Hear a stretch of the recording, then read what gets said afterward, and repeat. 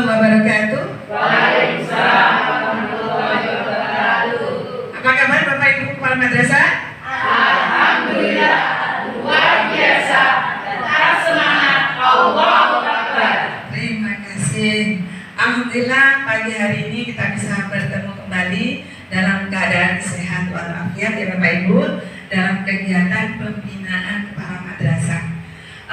Pada pagi sampai siang hari ini ya kita akan membahas tentang penguatan moderasi beragama Bapak Ibu. Kenapa hal ini penting saya berikan kepada Bapak Ibu kepala madrasah ya? Karena Bapak Ibu kepala madrasah adalah orang yang pertama dan menjadi garda terdepan di madrasahnya masing-masing dalam rangka untuk penanaman nilai-nilai karakter ya yang tentunya sesuai dengan nilai-nilai moderasi beragama kepada guru-guru dan kepada peserta didik kita.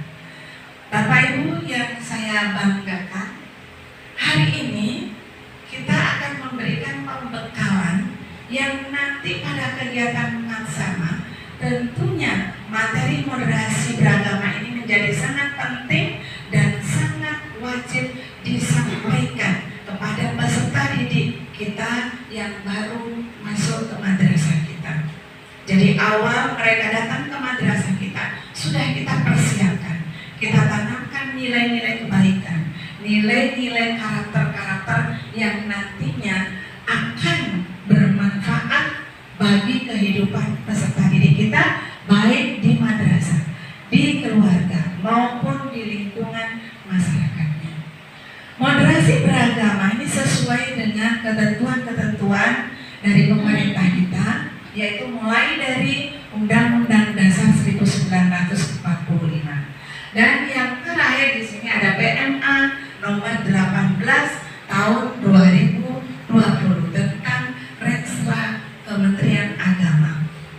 Yang di dalamnya di sini adalah membahas tentang bahwa Kementerian Agama yang profesional dan andal dalam membangun masyarakat yang saleh dan moderat. Ini Bapak Ibu yang menjadi dasar hukum kenapa moderasi beragama menjadi sangat penting, apalagi diimplementasikan di satuan pendidikan atau madrasah kita. Pentingnya moderasi beragama, mengapa sangat urgent ya menjadi perhatian pemerintah ya. Yang pertama, sehubungan dengan tantangan yang ada di sekitar kita, bahwa berkembangnya cara pandang, sikap dan praktik keagamaan yang berlebihan atau ekstrim. Ini menjadi PR kita bersama Bapak Ibu, apalagi kepala madrasah yang mempunyai guru, mempunyai peserta didik yang tentunya mempunyai latar belakang yang berbeda-beda. Jangan sampai kita kecolongan ada satu guru atau peserta didik kita yang mempunyai cara pandang yang ekstrim atau bergaris keras, itu Bapak Ibu. Kemudian tantangan yang kedua yaitu berkembangnya klaim kebenaran subjektif dan pemaksaan kehendak atas tafsir agama serta pengaruh kepentingan ekonomi maupun politik. Ingat, tahun 2024 yang akan datang adalah tahun politik. Pasti dalam lingkup kecil atau lingkup besar ada konflik-konflik yang muncul yang muaranya di situ atas kepentingan kehendak berdasarkan politik, ada yang karena perbedaan tafsir agama. Ini yang harus kita hindari, apalagi kepala madrasah ya. Kemudian yang tantangan ketiga adalah berkembangnya semangat beragama yang tidak selaras dengan kecintaan kepada negara kesatuan Republik Indonesia. Dalam lingkup madrasah, Bapak Ibu, kadang-kadang kita melihat ada guru pada saat melaksanakan upacara, pada saat upacara bendera, penghormatan bendera, mereka tidak mau hormat bendera dengan alasan itu tidak ada dalam ajaran kita menghormati bendera.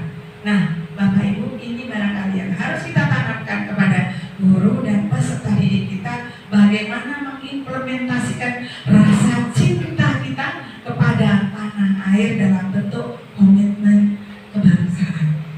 Nah, Bapak Ibu, dari kondisi kebangsaan dan keagamaan, Indonesia sebenarnya adalah negara yang kompleks ya, yang di dalamnya ada beragam suku, beragam budaya, beragam ajaran dan agama, beragam bahasa. Nah, dari keberagaman yang sangat kompleks ini sangat memicu timbulnya konflik-konflik, Bapak Ibu.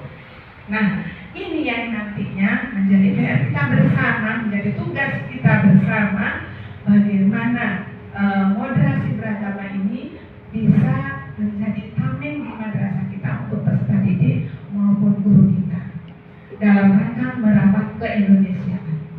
Oke, Bapak Ibu yang saya hormati, apa sih moderasi beragama itu?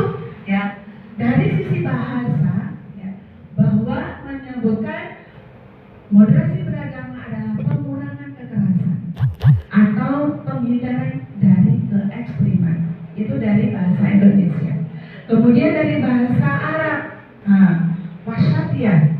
Jadi artinya di sini adalah memiliki pendapat dan makna dengan kata tawasul. Artinya ada di tengah-tengah, tidak ekstrim ke kiri, tidak ekstrim ke kanan, tetapi ada di posisi tengah-tengah. Jadi kesimpulannya bahwa moderasi beragama ini adalah cara pandang, cara sikap, dan cara praktik beragama dalam kehidupan bersama-sama dengan cara mengejawantahkan esensi ajaran agama yang melindungi martabat kemanusiaan, membangun kemaslahatan umum, kemudian berlandaskan prinsip yang adil, berimbang, dan mentaati konstitusi kesepakatan berbangsa.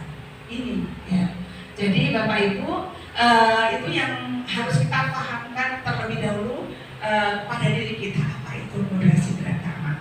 Nah, di dalam moderasi beragama ada 4 indikator yang perlu kita tanamkan, di mana di dalam 4 indikator ini ada nilai-nilai kebaikan, Bapak Ibu. Ya, indikator yang pertama adalah komitmen kebangsaan. Artinya di sini penerimaan terhadap prinsip-prinsip berbangsa yang sudah dituangkan dalam konstitusi, baik itu Undang-Undang Dasar 1945 dan regulasi-regulasi yang lain. Ya. Indikator yang kedua adalah toleransi, artinya menghormati perbedaan dan memberikan ruang kepada orang lain untuk mempunyai keyakinan dan mengekspresikan keyakinannya, serta menyampaikan pendapat, menghargai kesetaraan, dan bersedia untuk bekerja sama. Kemudian anti kekerasan, artinya di sini adalah menolak semua tindakan baik itu dari seseorang maupun kelompok tertentu dengan menggunakan cara-cara kekerasan, baik kekerasan secara fisik, kekerasan secara verbal, maupun yang sedang marak sekarang adalah kekerasan seksual. Nah, di lembaga kita tentunya 3 bentuk kekerasan ini harus kita cegah, kita hindari. Ya, kekerasan fisik sekarang marak, perkelahian antar pelajar. Bapak Ibu harus menjadi tameng yang berdiri menjadi garda terdepan bagaimana mencegah anak-anak didik kita tidak terlibat dalam kekerasan fisik atau perkelahian antar pelajar. Kemudian kekerasan verbal ini juga marak terjadi di madrasah yang perlu kita cegah.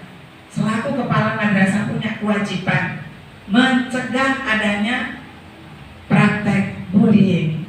Nah, ini sekarang sudah kaitannya bersama dengan hukum, Bapak Ibu. Kalau sudah ada peserta didik yang dibullying oleh anak yang lain, kemudian diekspos di media, yang turun adalah proses hukum akan berjalan, Bapak Ibu. Ya, apalagi yang terakhir kekerasan seksual. Marak sekarang berita-berita tidak hanya kekerasan seksual dilakukan oleh antar peserta didik, ya, tetapi dilakukan oleh peserta didik. Itu yang harus dijaga oleh kepala madrasah. Dan yang keempat adalah penerimaan terhadap tradisi, ya. Artinya di sini adalah ramah dalam menerima tradisi dan budaya lokal dan perilaku keagamaan sejauh tidak bertentangan dengan pokok ajaran agama. Jadi itu Bapak Ibu 4 indikator yang mesti kita tanamkan nanti kepada guru dan peserta didik kita. Saya kira cukup materi hari ini Bapak Ibu. Materi berikutnya nanti akan kita sambungkan dengan materi yang lain yang tentunya masih ada hubungannya dengan penguatan nilai-nilai moderasi beragama kepada guru dan peserta didik. Saya akhiri. Terima kasih. Assalamualaikum warahmatullahi wabarakatuh.